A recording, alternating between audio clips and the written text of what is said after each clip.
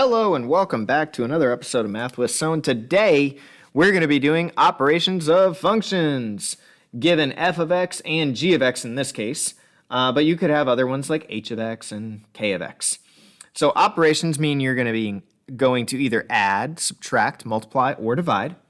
And they got some listed out here so because they're pretty easy to do.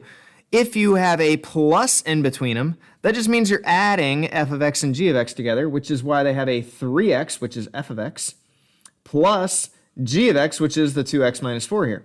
And if you add those, we end up with 3 and 2 being like terms.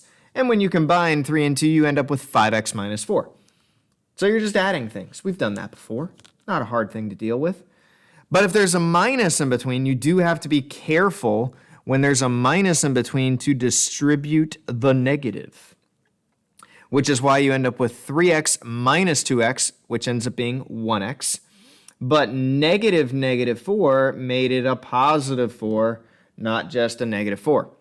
Okay? So you got to be careful. Multiplication is when there's a filled in dot. If it's a open dot, that means something completely different.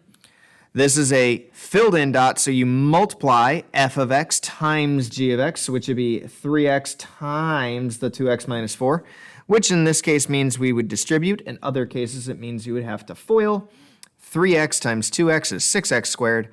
3x times negative 4 is negative 12x. And then the division ones. The division ones are kind of where it gets a little hairy because sometimes you can divide and sometimes you can't divide, okay? So I'm going to do, right here they have f over g of x. So they took f of x and they divided by g of x, which is all you could do. And sometimes, not required in a lot of situations, but you'll see this, x cannot equal 2. And that's because if you plugged in 2, you would be dividing by 0. And you're not allowed to divide by 0. But in other situations, it would actually be able to divide. So that was f divided by g if we had g over f of x. That would be a completely different story because it would be g 2x minus 4 divided by f, which is 3x. And here you could do a little bit of division, not a lot, because you're dividing by one term. You could split it up and do 2x divided by 3x and negative 4 divided by x.